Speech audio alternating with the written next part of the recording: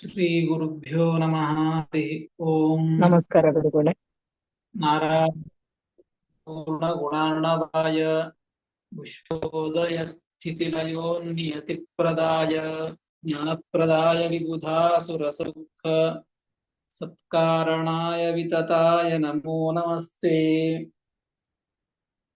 ಅಶೇಷ ವಾಗ್ಜಾಡ್ಯಮಲಾಪಹಂತ್ರಿ ನವಂ ನವಂ ಸ್ಪಷ್ಟ ಸುವಾಕ್ಪ್ರದಾಯಿನಿ ಮಮೀಹ ಜಿಹ್ವಾಗ್ರಸುರಂಗನರ್ತಕೀ ಭವಪ್ರಸನ್ನಾ ವದನೆ ಚ ಮೇ ಶ್ರೀಃ.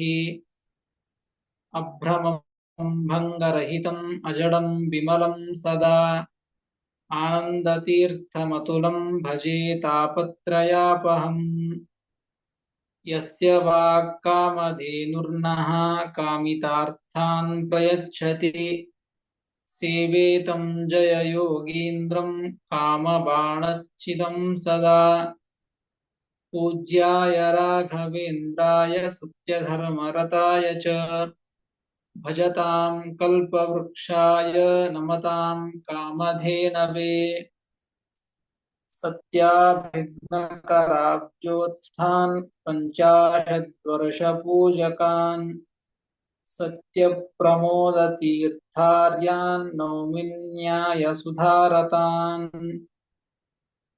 ಆಪಾದಮೌಲಿಪರ್ಯಂತಂ ಗುರುಣಾಂ ಆಕೃತಿಂ ಸ್ಮರೇತ್ ತೇನ ವಿಘ್ನಾಃ ಪ್ರಣಶ್ಯಂತಿ ಸಿದ್ಧ್ಯಂತಿ ಚ ಮನೋರಥಾಃ. ಶ್ರೀ ಗುರುಭ್ಯೋ ನಮಃ. ಹರಿ ಓಂ. ಶ್ರೀಮನ್ಮಹಾಭಾರತ ತಾತ್ಪರ್ಯ ನಿರ್ಣಯದ ಮೊದಲನೇ ಅಧ್ಯಾಯ ಸರ್ವಶಾಸ್ತ್ರಾರ್ಥ ನಿರ್ಣಯ. ಇದರಲ್ಲಿ ಶ್ರೀಮದಾಚಾರ್ಯರು ತಾವು ಭಗವಂತನ ಸ್ವರೂಪವನ್ನ ತಿಳಿಸಬೇಕು ಅಂತ ಈ 11ನೇ ಶ್ಲೋಕದಿಂದ 22ನೇ ಶ್ಲೋಕದವರೆಗೆ ತಾವು ತಿಳಿಸ್ತಾ ಇದ್ದದ್ದು. ಟಿಪ್ಪಣಿಕಾರ ಅಲ್ಲಿಯವರೆಗೆ ಅವತಾರಿಕೆಯನ್ನ ಕೊಟ್ಟು ಹೇಳಿದ್ದು. ಇಲ್ಲಿಯವರೆಗೆ ಭಗವತ್ ಸ್ವರೂಪವನ್ನ ಪ್ರಮಾಣಗಳನ್ನ ಕೊಡುವ ಮುಖಾಂತರವಾಗಿ ಉತ್ಪಾದನೆಯನ್ನ ಮಾಡ್ತಾ ಇದ್ದದ್ದು ಅಂತ ಅವತಾರಿಕೆಯನ್ನು ಕೊಟ್ಟದ್ದು. ಅದೇ ರೀತಿಯಾಗಿ 11, 12ನೇ ಶ್ಲೋಕ ಆಗಿತ್ತು. 13ನೇ ಶ್ಲೋಕದಿಂದಲೂ ಕೂಡ ಭಗವಂತನ ಒಂದು ಸ್ವರೂಪವನ್ನ ತಿಳಿಸ್ತಾ ಇದ್ದದ್ದು. ಭಗವಂತ ಮತ್ತೆ ಹೇಗೆ ಇದ್ದಾನೆ, ಭಗವಂತನ ಸ್ವರೂಪ ಹೇಗಿದೆ, ಭಗವಂತ ಯಾವ ರೀತಿಯಾಗಿದ್ದದ್ದು ಅಂತ ತಿಳಿಸೋದು ಒಂದು ವಿಷಯ. ವಿಶೇಷವಾಗಿ ಇಲ್ಲಿ ಈ ಶ್ಲೋಕಕ್ಕೆ ಒಂದು ಅವತಾರಿಕೆಯನ್ನು ಕೊಡ್ತಾ ಇದ್ದದ್ದು ಅಂದ್ರೆ ಹಿಂದಿನ ಶ್ಲೋಕದಲ್ಲಿ ಹೇಳಿದಂತಹ ವಿಷಯ, ಭಗವಂತನಿಗೆ ಸಮಾನರೇ ಯಾರೂ ಇಲ್ಲ, ಭಗವಂತನಿಗೆ ಸಮಾನರಾದವರು ಯಾರೂ ಇಲ್ಲ ಅಂತ ಅಂದ ಮೇಲೆ ಇನ್ನು ಭಗವಂತನಿಗಿಂತಲೂ ಕೂಡ ಅಧಿಕರು ಇದ್ದಾರೆ ಅಂತ ಏನ್ ಹೇಳೋದು? ಅಧಿಕರು ಇಲ್ಲವೇ ಇಲ್ಲ ಅಂತ ಕೈಮುತ್ಯ ನ್ಯಾಯದಿಂದ ಸಿದ್ಧವಾಗ್ತದೆ ಅಂತ ತಿಳಿಸಿಕೊಟ್ಟದ್ದು. ಈ 13ನೇ ಶ್ಲೋಕದಲ್ಲಿ ಏನ್ ಮಾಡ್ತಾ ಇದ್ದದ್ದು ಅಂತಂದ್ರೆ ಅದಕ್ಕೆ ಅವತಾರಕ್ಕೆ ಏನ್ ಕೊಡ್ತಾರೆ, ಸಮೋ ನಾಸ್ತೀತ್ಯುಪಪಾದಯಿತುಂ ಈಶ್ವರ ಸ್ವರೂಪಂ ತದ ಅನ್ಯಸ್ವರೂಪಂ ಚ ಆಹ. ಭಗವಂತನಿಗೆ ಸಮಾನರ್ಯಾರೂ ಇಲ್ಲ, ಅಧಿಕರಂತೂ ಇಲ್ಲವೇ ಇಲ್ಲ. ನೋಡ್ರಿ, ಸಮಾನರೇ ಇಲ್ಲ ಅಂದ್ಮೇಲೆ ಅಧಿಕರಿಲ್ಲ ಅಂತ ಸ್ಪಷ್ಟ ಆಗ್ತದೆ ನಮಗೆ. ಸಮಾನರ್ಯಾರೂ ಇಲ್ಲ ಅಂತ ಹೇಳಬೇಕಾಗಿದೆ. ಸಮಾನರ್ಯಾರೂ ಇಲ್ಲ ಅಂತ ಹೇಳಬೇಕಾದರೆ ಭಗವಂತನ ಒಂದು ಸ್ವರೂಪ ಏನು, ಇನ್ನು ಉಳಿದವರ ಸ್ವರೂಪ ಏನು? ಯಾಕೆ ಭಗವಂತನಿಗೆ ಸಮರಾಗೋದಿಲ್ಲ? ಯಾಕೆ ಭಗವಂತನ ಸ್ವರೂಪ ಇದು ಬೇರೆನೇ ಇದೆ, ಎಲ್ಲ ಜೀವರಾಶಿಗಳ ಸ್ವರೂಪನೇ ಬೇರೆ ಇದೆ. ಅದಕ್ಕಾಗಿ ಎಲ್ಲ ಜೀವರಾಶಿಗಳಲ್ಲಿ ಯಾರೂ ಕೂಡ ಭಗವಂತನಿಗೆ ಸಮಾನರಾಗಲಿಕ್ಕೆ ಸಾಧ್ಯ ಇಲ್ಲ. ಲಕ್ಷ್ಮೀ ದೇವಿಯನ್ನ ಹಿಡಿದುಕೊಂಡು ತೃಣಜೀವದ ಪರ್ಯಂತರವಾಗಿಯೂ ಕೂಡ ಸಮವಾಗಲಿಕ್ಕೆ ಸಾಧ್ಯವೇ ಇಲ್ಲ ಎಂಬುದನ್ನ ಈ 13ನೇ ಶ್ಲೋಕದಲ್ಲಿ ಉತ್ಪಾದನೆಯನ್ನ ಮಾಡ್ತಾ ಇದ್ದಾರೆ ಶ್ರೀಮದಾಚಾರ್ಯರು. 13ನೇ ಶ್ಲೋಕ, ಸರ್ವಜ್ಞ ಈಶ್ವರ ತಮಸ್ಸ ಚ ಸರ್ವಶಕ್ತಿ ಪೂರ್ಣಾವ್ಯಯಾತ್ಮ ಬಲಚಿತ್ ಸುಖ ವೀರ್ಯ ಸಾರಃ. ಯಸ್ಯಾಜ್ಞಯಾ ರಹಿತಮಿಂದಿರಯಾ ಸಮೇತಂ ಬ್ರಹ್ಮೇಶ ಪೂರ್ವಕಮಿದಂ ನ ತು ಕಸ್ಯಚೇಷಂ.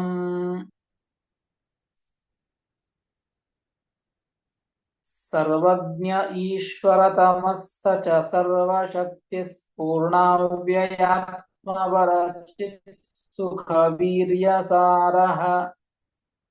ಯಸ್ಯಾಜ್ಞಯಾ ರಹಿತಮಿಂದಿರಯಾ ಸಮೇತಂ ಬ್ರಹ್ಮೇಶ ಪೂರ್ವಕಮಿದಂ ನ ತು ಕಸ್ಯಚೇಷಂ ಎಂಬುದಾಗಿ 13ನೆಯ ಶ್ಲೋಕ. ಪದಚ್ಛೇದ.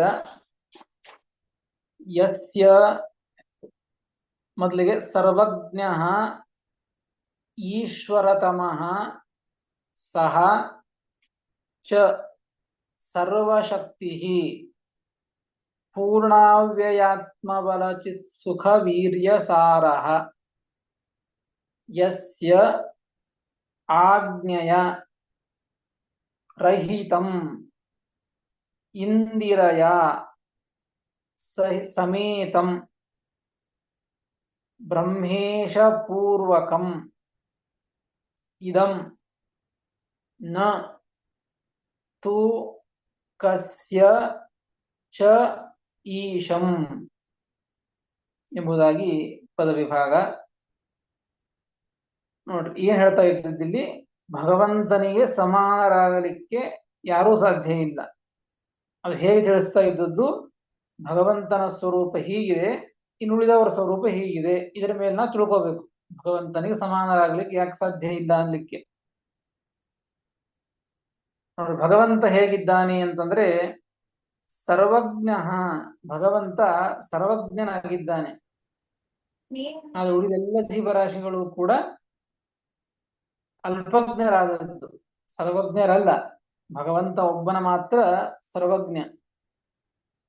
ಲಕ್ಷ್ಮೀದೇವಿಯೂ ಸರ್ವಜ್ಞಳು. ಆ ಲಕ್ಷ್ಮೀದೇವಿಯನ್ನು ಸರ್ವಜ್ಞಳು ಅಂತ ಕರೀತದೆ, ವಾಯುದೇವರನ್ನು ಬ್ರಹ್ಮದೇವರನ್ನು ಸರ್ವಜ್ಞರು ಅಂತ ಕರೀತದೆ. ಆದರೆ ಲಕ್ಷ್ಮೀದೇವಿಯು ಸರ್ವಜ್ಞರಾಗಲಿಕ್ಕೂ ಭಗವಂತ ಸರ್ವಜ್ಞನಾಗಲಿಕ್ಕೂ ಮತ್ತು ವಾಯುದೇವರು ಸರ್ವಜ್ಞರಾಗಲಿಕ್ಕೂ ಭಗವಂತ ಸರ್ವಜ್ಞರಾಗಲಿಕ್ಕೂ ವ್ಯತ್ಯಾಸ ಇದೆ. ಎಲ್ಲರೂ ಭಗವಂತನ ಅಧೀನರಾಗಿ ಸರ್ವಜ್ಞರಾದದ್ದು. ಲಕ್ಷ್ಮೀದೇವಿ ಅನಾಲೋಚನೆಪಿ ಸರ್ವ ವಿಷಯಕಂ ಜ್ಞಾನಂ. ನೋಡು, ಭಗವಂತನ ವಿಷಯದಲ್ಲಿ ಬಿಟ್ಟು ಲಕ್ಷ್ಮೀದೇವಿಯು ಸರ್ವಜ್ಞಳು ಅಂದ್ರ ಎಲ್ಲವನ್ನು ತಿಳಿದುಕೊಂಡಿದ್ದಾಳೆ ಅಂತಂದ್ರೆ ಭಗವಂತನನ್ನ ಬಿಟ್ಟು, ಭಗವಂತನನ್ನ ಯಥಾಯೋಗಿ ತಿಳಿದುಕೊಂಡಿದ್ದಾಳೆ. ಭಗವಂತನನ್ನ ಸಂಪೂರ್ಣವಾಗಿ ತಿಳಿದುಕೊಂಡಿಲ್ಲ. ಭಗವಂತನನ್ನ ಬಿಟ್ಟು ಉಳಿದೆಲ್ಲ ಜಗತ್ತನ್ನು ಕೂಡ, ಒಂದೊಂದು ಅಣುಗಳನ್ನು ಕೂಡ ಬಿಡದಂತೆ, ಅದೇ ಹಿಂದೆ ಅನಂತ ಜನ್ಮದಿಂದ ಏನೇನಾಯ್ತು, ಎಲ್ಲೆಲ್ಲಿ ಹೋಯ್ತು, ಯಾರ್ಯಾರ ಕೈಯಾಗ ಹೋಯ್ತು, ಏನೇನಾಯ್ತು ಎಲ್ಲ ಒಟ್ಟಾರೆ ಹಾಗೆ ಹಿಂದೆಯೂ ತಿಳಿದುಕೊಂಡಿದ್ದಾಳೆ. ಮುಂದೆ ಎಲ್ಲೆಲ್ಲಿ ಹೋಗ್ತದೆ, ಏನಾಗ್ತದೆ, ಪ್ರತಿಯೊಂದು ವಸ್ತುವು ಜೀವವೂ ಕೂಡ ಏನಾಗ್ತದೆ, ಏನೇನ್ ಮಾಡ್ತದೆ ಎಲ್ಲವನ್ನು ಕೂಡ ಲಕ್ಷ್ಮೀದೇವಿ ತಾನು ತಿಳಿದುಕೊಂಡಿದ್ದಾಳೆ. ಇದು ಲಕ್ಷ್ಮೀದೇವಿಯ ಸರ್ವಜ್ಞತ್ವ ವಿಷಯ. ಇನ್ನು ವಾಯುದೇವರು ಸರ್ವಜ್ಞರು ಅಂತಂದ್ರೆ ಏನು ಅರ್ಥ ಅಂದ್ರೆ, ವಾಯುದೇವರು ಆಲೋಚನೆ ಸರ್ವ ವಿಷಯಕಂ ಜ್ಞಾನಂ ಅಂತ ಹೇಳ್ತಾರೆ. ವಾಯುದೇವರು ವಿಚಾರ ಮಾಡಿದರೆ ಸಾಕು, ಇದನ್ನ ತಿಳಿದುಕೊಳ್ಳಬೇಕು ಅಂತ ವಿಚಾರ ಮಾಡಿದರೆ, ಆಲೋಚನೆ ಮಾಡಿದರೆ ಎಲ್ಲ ಇಡೀ ಜಗತ್ತಿನ ಭಗವಂತನನ್ನ ಬಿಟ್ಟು ಉಳಿದೆಲ್ಲ ಜಗತ್ತಿನ ಜ್ಞಾನವೂ ಕೂಡ ಆಲೋಚನೆ ಮಾಡಿದಾಗ ಎಲ್ಲದರ ಜ್ಞಾನ ಆಗ್ತದೆ. ಇದು ವಾಯುದೇವರದು. ಲಕ್ಷ್ಮೀದೇವಿದ ಹಾಗಲ್ಲ, ಆಲೋಚನೆ ಮಾಡದೇ ಹೋದರೂ ಕೂಡ ಅವಳಿಗೆ ಯಾವಾಗಲೂ ಇಡೀ ಜಗತ್ತಿನ ಜ್ಞಾನ, ಇದು ಎಲ್ಲದರ ಜ್ಞಾನ ಇರ್ತದೆ. ಭಗವಂತನಿಗೆ ಮಾತ್ರ ತನ್ನ ಎಲ್ಲ ಜ್ಞಾನವೂ ತನಗಿದೆ, ಜಗತ್ತಿನ ಎಲ್ಲ ಜ್ಞಾನವೂ ಕೂಡ ಭಗವಂತನಿಗೆ ಸದಾಕಾಲ ಇರ್ತದೆ. ಹೀಗೆ ಭಗವಂತ ಸರ್ವಜ್ಞ. ಅದಕ್ಕಾಗಿ ಇನ್ನು ಉಳಿದವರ ಜ್ಞಾನವನ್ನು ನಾವು ತಿಳಿದುಕೊಳ್ಳಿಕ್ಕೆ ಗೊತ್ತಾಗ್ತದೆ. ವಾಯುದೇವರ ಜ್ಞಾನವೇ ಆಲೋಚನೆ ಮಾಡಿದಾಗ ಎಲ್ಲ ವಿಷಯಕವಾದಂತಹ ಜ್ಞಾನವಾಗ್ತದೆ. ಹಾಗೆ ಕಡಿಮೆ ಕಡಿಮೆ ಆಗ್ತಾ ಹೋಗ್ತದೆ. ಹೀಗಾಗಿ ಕೊನೆಗೆ ಋಣಜೀವದವರೆಗೆ ಎಷ್ಟು ಜ್ಞಾನ ಇದೆ ಅಂತ ಗೊತ್ತಾಗ್ತದೆ. ಜಡ ಪದಾರ್ಥಗಳಿಗೆ ಇನ್ನು ಅನೇಕ ರೀತಿಯಾದಂತಹ ಮನುಷ್ಯರನ್ನು ಬಿಟ್ಟು ಉಳಿದಂತಹ ಎಲ್ಲ ಜೀವರಾಶಿಗಳಿಗೂ ಕೂಡ ಅಷ್ಟು ಜ್ಞಾನ ಇರೋದಿಲ್ಲ, ಬಹಳ ಅಲ್ಪವಾದಂತಹ ಜ್ಞಾನ ಇರೋದು. ಹೀಗಾಗಿ ಸರ್ವಜ್ಞತ್ವವೆಂಬುವಂತಹ ಗುಣ ಭಗವಂತನಲ್ಲಿ ಇದೆ. ಎಲ್ಲ ಲಕ್ಷ್ಮೀದೇವಿ ಹಿಡಿದುಕೊಂಡು ಎಲ್ಲ ಜೀವರಲ್ಲಿಯೂ ಕೂಡ ಅಂತಹ ಸರ್ವಜ್ಞತ್ವ ಲಕ್ಷ್ಮೀದೇವಿಯಲ್ಲಾಗಲಿ ವಾಯುದೇವರಲ್ಲಾಗಲಿ ಇಲ್ಲ, ಉಳಿದೆಲ್ಲ ವ್ಯಕ್ತಿಗಳಲ್ಲಿ ಜೀವರಾಶಿಗಳಲ್ಲಿಯೂ ಕೂಡ ಸರ್ವಜ್ಞತ್ವಕ್ಕೆ ಅವಕಾಶವೇ ಇಲ್ಲ. ಅದಕ್ಕಾಗಿ ಭಗವಂತನಿಗೆ ಲಕ್ಷ್ಮೀದೇವಿಯನ್ನು ಹಿಡಿದುಕೊಂಡು ಯಾರು ಸಮರಾಗಲಿಕ್ಕೆ ಸಾಧ್ಯ ಇಲ್ಲ ಎಂಬುದನ್ನ ಈ ಒಂದು ಶಬ್ದದಿಂದ ತಿಳಿದುಕೊಳ್ಳಿಕ್ಕೆ ಬರುತ್ತದೆ. ಅದೇ ರೀತಿಯಾಗಿ ನೋಡಿ, ಇಲ್ಲಿ ಟಿಪ್ಪಣಿಕಾರ ಬರೀತಾರೆ, ಪೂರ್ವಾರ್ಧೇನ ಈಶ್ವರ ಸ್ವರೂಪ ಕಥನಂ. ಒಟ್ಟು 4 ಪಾದಗಳಿವೆ. ಶ್ಲೋಕ ಅಂತ ಇಟ್ಕೊಂಡ್ರೆ 2 ಲೈನ್, 2 ಭಾಗಗಳು, ಮೇಲೆ 1 ಲೈನು, ಕೆಳಗೆ 1 ಲೈನು. ಪಾದ ಅಂತ ಇಟ್ಕೊಂಡ್ರೆ 4 ಪಾದ. ಹೀಗೆ ಪೂರ್ವಾರ್ಧದಿಂದ ಮೊದಲಿಗೆ 2 ಪಾದಗಳಿಂದ ಭಗವಂತನ ಸ್ವರೂಪವನ್ನ ತಿಳಿಸ್ತಾ ಇದ್ದದ್ದು ಶ್ರೀಮದಾಚಾರ್ಯರು. ಇನ್ನು ಉತ್ತರಾರ್ಧದಿಂದ ಇನ್ನು ಮುಂದೆ 2 ಪಾದಗಳಿಂದ ಅನ್ಯ ಅಧೀನತ್ವ ರೂಪಂ ಅನ್ಯ ಸ್ವರೂಪ ಕಥನಂ, ಎಲ್ಲವೂ ಭಗವಂತನ ಅಧೀನ ಎಂಬುದನ್ನ ಮುಂದಿನ 2 ಪಾದಗಳಿಂದ ತಿಳಿಸ್ತಾ ಇದ್ದದ್ದು. ಸರ್ವಜ್ಞ ಎಂಬುದಕ್ಕೆ ಈಗ ತಿಳಿದುಕೊಂಡಿದ್ದೇವೆ. ಭಗವಂತ ಮತ್ತೇನಾಗಿದ್ದಾನೆ ಅಂದ್ರೆ ಈಶ್ವರತಮಃ. ಆ ಭಗವಂತ ಸಹ ಅಂದ್ರೆ ಭಗವಂತ ನಾರಾಯಣ ವಿಷ್ಣು, ಅವನು ಸರ್ವಜ್ಞನಾಗಿದ್ದಾನೆ. ಈಶ್ವರತಮಃ ಅಂದ್ರೆ ಈಶ್ವರತಮ ಎಂಬುದಕ್ಕೆ ಈಶ್ವರಾಣಾಂ ಅಧಿಪತಿ, ಯಾರು ಒಡೆಯರು ಅಂತಿದ್ದಾರೋ, ಯಾರು ನಿಯಾಮಕರು ಅಂತಿದ್ದಾರೆ, ಆ ಎಲ್ಲ ನಿಯಾಮಕರಿಗೂ ಎಲ್ಲ ಒಡೆಯರಿಗೂ ಕೂಡ ಭಗವಂತ ಅಧಿಪತಿ.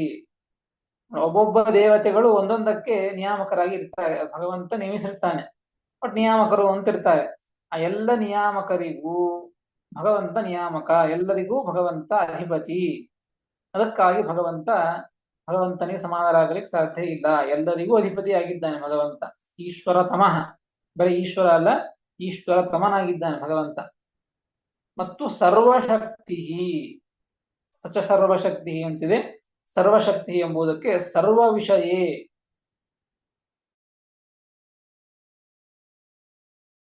ವಿಷಯಗಳಲ್ಲಿಯೂ ಕೂಡ ಇದು ಆಗಂಗಿಲ್ಲ ಅಂತಿಲ್ಲ ಭಗವಂತನಿಗೆ. ಮನುಷ್ಯ ಅಂದ್ರೆ ಒಂದೊಂದರೊಳಗೆ ಒಬ್ಬೊಬ್ಬ ವ್ಯಕ್ತಿ ಎಕ್ಸ್ಪರ್ಟ್ ಇರ್ತಾನೆ. ಈಗ ಒಂದು ಅನೇಕ ಕೆಲಸಗಳು ಮಾಡ್ತಾ ಇದ್ರು, ಯಾವುದೋ ಒಂದು ಚಿಕ್ಕ ಕೆಲಸದಲ್ಲಿ ಅವನಿಗೆ ಅದು ಆಗ್ತಾ ಇರೋದಿಲ್ಲ. ಸಣ್ಣ ಕೆಲಸ ಇರ್ತದೆ, ಆ ಕೆಲಸವನ್ನು ಮಾಡ್ಲಿಕ್ಕೆ ಬರ್ತಾ ಇರೋದಿಲ್ಲ. ಭಗವಂತ ಮಾತ್ರ ಎಂತಹ ಚಿಕ್ಕ ಕೆಲಸ ಇರಲಿ ದೊಡ್ಡ ಕೆಲಸ ಇರಲಿ, ಯಾವುದೇ ಒಂದು ವಿಷಯ ತೆಗೆದುಕೊಂಡು ಬನ್ನಿ, ಸರ್ವ ವಿಷಯೇ ಶಕ್ತಿ, ಸರ್ವ ವಿಷಯೇ ಸರ್ವಶಕ್ತಿ. ನೋಡಿ, ಎಲ್ಲಾ ವಿಷಯಗಳಲ್ಲಿಯೂ ಕೂಡ ಶಕ್ತಿ ಇದೆ. ಆಲ್ರೌಂಡರ್ ಅಂತಾರಲ್ಲ, ಏನೋ ಸ್ವಲ್ಪ ಗೊತ್ತಿದೆ ಅಂತ ಅರ್ಥ ಅಲ್ಲ, ಸ್ವಲ್ಪ ಮಾಡ್ತಾನೆ ಅಂತ ಅರ್ಥ ಅಲ್ಲ, ಎಲ್ಲಾದ್ರೂ ನಮ್ದು ಒಂದು ಕೈ ಇರಲಿ ಅಂತ ಹೇಳಿ ಹಾಗೆ ಮಾಡೋದಲ್ಲ.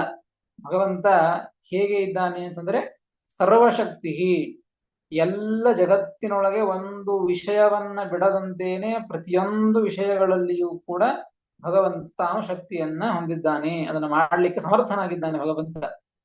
ಅದು ಅರ್ಧಮರ್ಧ ಅಲ್ಲ, ಏನೋ ಶುರು ಮಾಡಿ ಬಿಡೋದಲ್ಲ, ಅಥವಾ ಕೊನೆಗೆ ಹೋಗಿ ಮಾಡೋದಲ್ಲ, ಮಧ್ಯದಲ್ಲಿ ಸ್ವಲ್ಪ ಮಾಡಿ ಬಿಡೋದಲ್ಲ. ಇನ್ನೇ ಒಂದು ಮಾಡಬೇಕಾದರೂ ಕೂಡ ಭಗವಂತ ಪ್ರಾರಂಭದಿಂದ ಹಿಡಿದುಕೊಂಡು ಕೊನೆಯವರೆಗೂ ಕೂಡ ಭಗವಂತ ನಿಂತು ಮಾಡುವಂತಹ ಸಮರ್ಥನಾದಂತಹ ವ್ಯಕ್ತಿ ಅದು ಭಗವಂತ. ಅದಕ್ಕೆ ಸರ್ವಶಕ್ತಿ ಅಂತ ಹೇಳಿದ್ದು. ಇದಕ್ಕೆ ಒಂದು ದೃಷ್ಟಾಂತವನ್ನು ನಾವು ಕಾಣೋದಾದರೆ, ಪ್ರತಿಯೊಂದು ನಾವು ಕೂಡಬೇಕು, ನಿಲ್ಲಬೇಕು, ಮಾತಾಡಬೇಕು, ಏನೇ ಒಂದು ಮಾಡಬೇಕಾದರೂ ಕೂಡ ಭಗವಂತ ಒಳಗೆ ನಿಂತು ತನ್ನ ಶಕ್ತಿಯನ್ನ ಪ್ರಚೋದನೆ ಮಾಡ್ತಾ ಇದ್ದದ್ದಕ್ಕಾಗಿ ಆ ಎಲ್ಲ ಕಾರ್ಯಗಳು ಕೂಡ ಆಗೋದೇ ಹೊರತು ಸರ್ವಥಾ ನಮ್ಮ ಶಕ್ತಿಯಿಂದ ಏನೋ ಆದದ್ದಲ್ಲ. ಆ ಭಗವಂತನ ಅನುಗ್ರಹದಿಂದಲೇನೆ ಭಗವಂತ ಕೊಟ್ಟಂತೆ ಆ ಕರ್ತೃತ್ವ ಜೀವರಲ್ಲಿ ಇದ್ದದ್ದೇ ಹೊರತು ಸ್ವತಂತ್ರವಾಗಿ ಇರೋದಿಲ್ಲ, ಭಗವಂತನೇ ಒಳಗೆ ನಿಂತು ಮಾಡಿಸುವ. ಹೀಗಾಗಿ ಸರ್ವಶಕ್ತಿ, ಎಲ್ಲ ವಿಷಯದೊಳಗೂ ಕೂಡ ಶಕ್ತಿ ಇದೆ ಭಗವಂತನಿಗೆ, ಪೂರ್ಣವಾದಂತಹ ಶಕ್ತಿ ಇದೆ.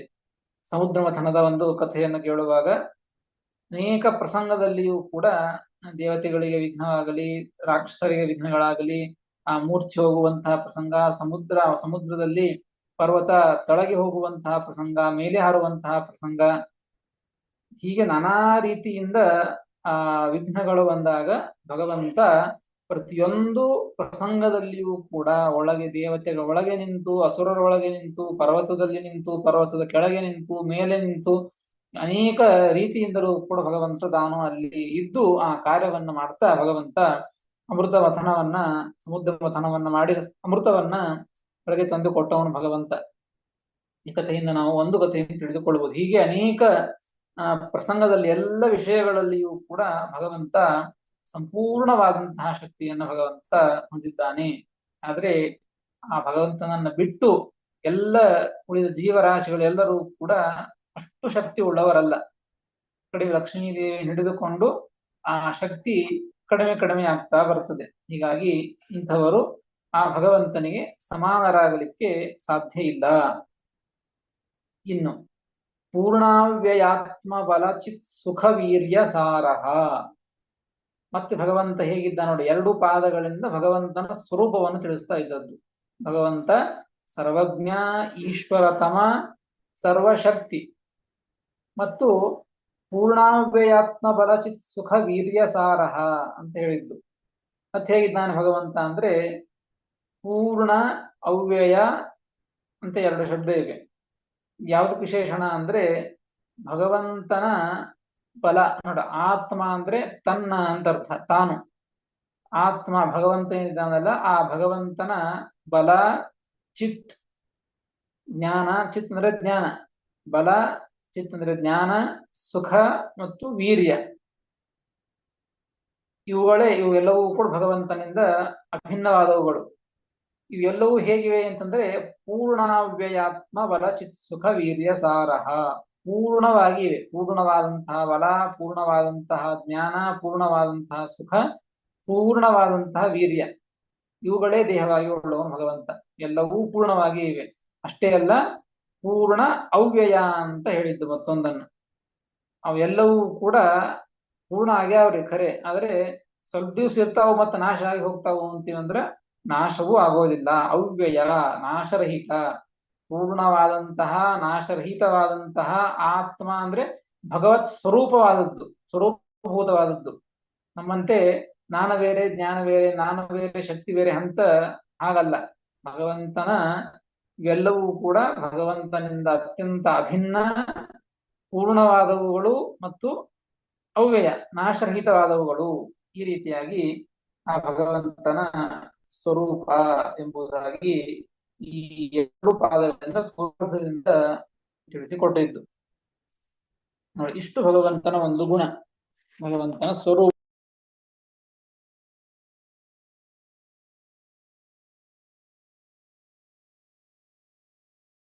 ಮುಂದಿನ ಉತ್ತರಾಚಾರ್ಯರು ಯಸ್ಯಾಜ್ಞೆಯ ರಹಿತಮಿಂದಿರಯಾ ಸಮೇತಂ ಬ್ರಹ್ಮೇಶ ಪೂರ್ವಕಮಿದಂ ನತು ಕಸ್ಯ ಚೇಷಂ.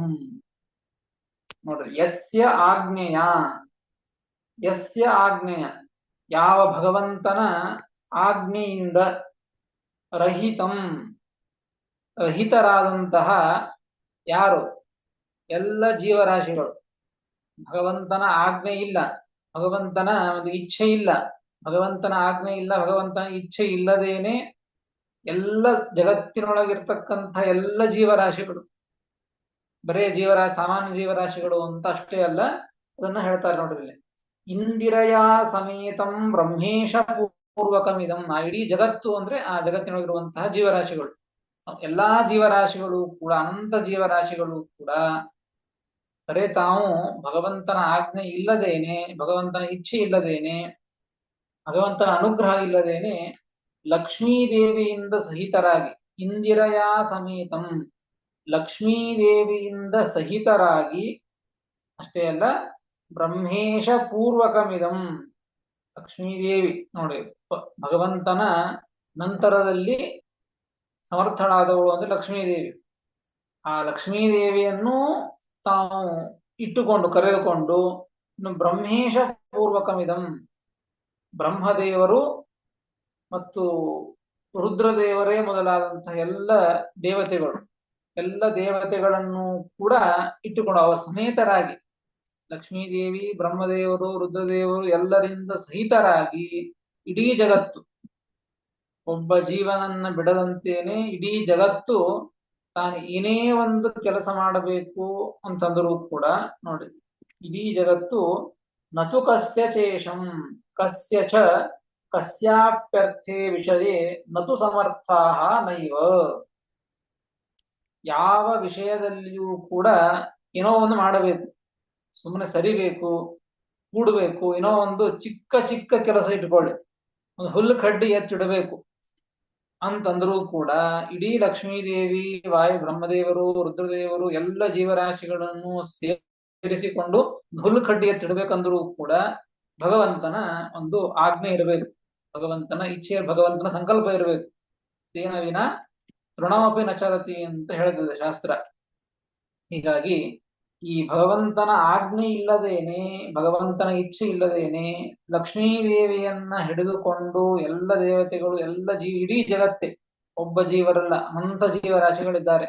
ಎಲ್ಲ ಜೀವರಾಶಿಗಳು ಸೇರಿ ಏನೋ ಒಂದು ವಿಷಯ, ಯಾವುದೋ ಒಂದು ಕೆಲಸದ ವಿಷಯ ಏನೋ ಒಂದು ಮಾಡಬೇಕು ಅಂತಂದ್ರೆ ಕಸ್ಯಾಪ್ಯರ್ಥಿ ವಿಷಯ, ಯಾವ ಒಂದು ವಿಷಯದಲ್ಲಿಯೂ ಕೂಡ ನ ಈಶಂ ನತು ಸಮರ್ಥಾಹ ನೈವ, ನತು ಒಂದಿದೆ, ನತು ಈಶಂ ಅಂದ್ರೆ ಸಮರ್ಥಾಹ ನೈವ, ಎಂದಿಗೂ ಕೂಡ ಸಮರ್ಥರಾಗೋದಿಲ್ಲ.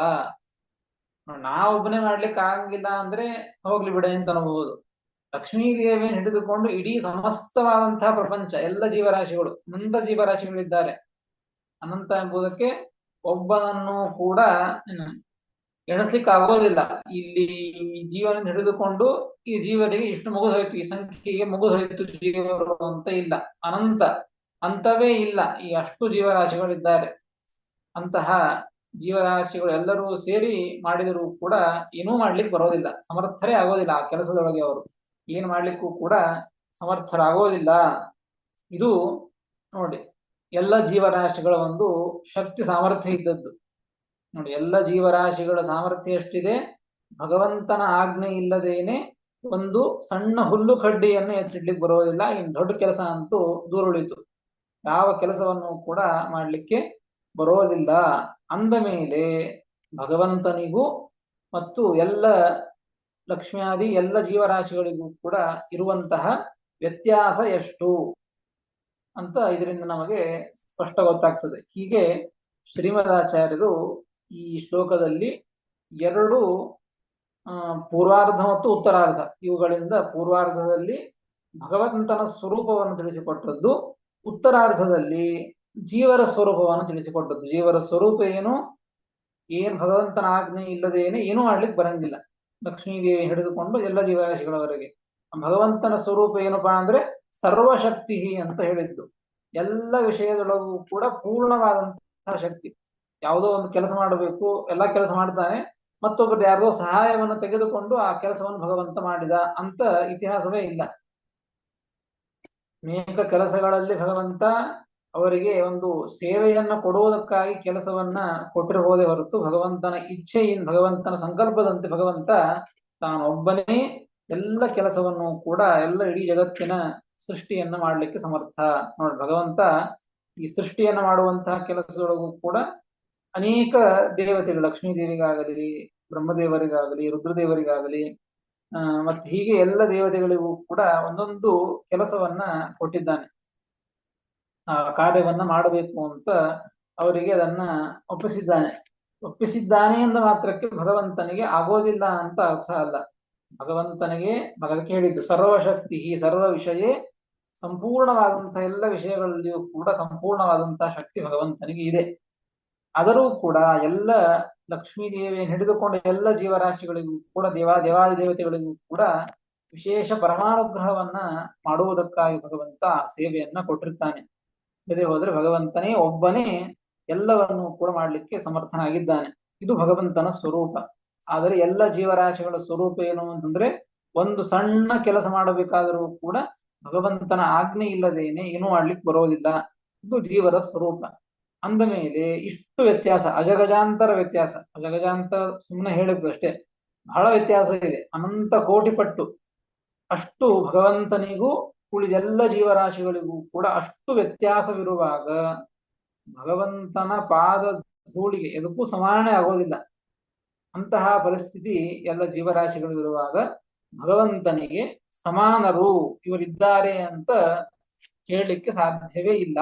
ಭಗವಂತನಿಗೆ ಸಮಾನರು ಎಂದಿಗೂ ಇಲ್ಲವೇ ಇಲ್ಲ ಎಂಬುದನ್ನ ಶ್ರೀಮದಾಚಾರ್ಯರು ಈ ಶ್ಲೋಕದಿಂದ ಸರ್ವಜ್ಞ ಈಶ್ವರ ತಮಸ್ಸ ಸರ್ವಶಕ್ತಿ ಪೂರ್ಣಾವ್ಯಯಾತ್ಮ ಬಲ ಚಿತ್ ಸುಖ ವೀರ್ಯ ಸಾರಃ ಯಸ್ಯಾಜ್ಞೆಯಾ ರಹಿತಮಿಂದಿರಯಾ ಸಮೇತಂ ಬ್ರಹ್ಮೇಶ ಪೂರ್ವಕಮಿದಂ ನ ದುಃಖಸ್ಯ ಚೇಷಂ. ಶ್ಲೋಕದಿಂದ ಸಮಾನರೇ ಇಲ್ಲ ಅಂದ ಮೇಲೆ ನಾವು ಹಿಂದಿನ ಶ್ಲೋಕದಿಂದ ತಿಳಿದುಕೊಳ್ಳಬೇಕು. ಹಿಂದಿನ ಶ್ಲೋಕದಲ್ಲಿ ಹೇಳಿದಂತೆ ಸಮಾನರೇ ಈ ರೀತಿಯಾಗಿ ಇದ್ದಾಗ, ಸಮಾನರೇ ಇಲ್ಲದೆ ಇದ್ದಾಗ ಅಧಿಕರಂತೂ ಇರಲಿಕ್ಕೆ ಸಾಧ್ಯವೇ ಇಲ್ಲ ಎಂಬುದನ್ನ ಈ ರೀತಿಯಾಗಿ ಶ್ರೀಮದಾಚಾರ್ಯರು ಆ ಭಗವಂತನ ಸ್ವರೂಪವನ್ನ ತಿಳಿಸ್ತಾ ಅದೇ ರೀತಿಯ ಮತ್ತೆ ಮುಂದಿನ ಶ್ಲೋಕದಲ್ಲಿಯೂ ಕೂಡ ಇದೇ ವಿಷಯವನ್ನೇ ಭಗವಂತನ ಎಲ್ಲ ಜೀವರಾಶಿಗಳು ಕೂಡ ಭಗವಂತನ ಅಧೀನರು, ಎಲ್ಲ ಜೀವರಾಶಿಗಳಿಗೂ ಭಗವಂತ ನಿಯಾಮಕ, ಭಗವಂತ ಎಲ್ಲರಿಗೂ ಒಡೆಯ, ಭಗವಂತ ಅಧಿಪತಿ, ಭಗವಂತ ಅಂತಹ ಸರ್ವಜ್ಞನಾದಂತಹ ಭಗವಂತ ಎಲ್ಲರನ್ನೂ ಕೂಡ ನಿಯಮನ ಮಾಡ್ತಾನೆ, ಎಲ್ಲರೂ ಭಗವಂತನ ಅಧೀನರು ಎಂಬುವಂತ ವಿಷಯವನ್ನ ಮತ್ತೆ ಮುಂದಿನ ಶ್ಲೋಕದಲ್ಲಿ ತಿಳಿಸಿಕೊಡ್ತಾರೆ. ಅದನ್ನು ಮತ್ತೆ ನಾಳೆ ತಿಳಿಯೋಣ ಅಂತ ಹೇಳ್ತೇನೆ. ಶ್ರೀ ಕೃಷ್ಣಾರ್ಪಣಮಸ್ತು. ಹರಯೇ ನಮಃ. ನಮಸ್ಕಾರ ಗುರುಗಳೇ. ಧನ್ಯವಾದ ಗುರುಗಳೇ. ಒಂದ್ ಪ್ರಶ್ನೆ ಕೇಳಬೇಕಿತ್ತು. ನಮಸ್ಕಾರ.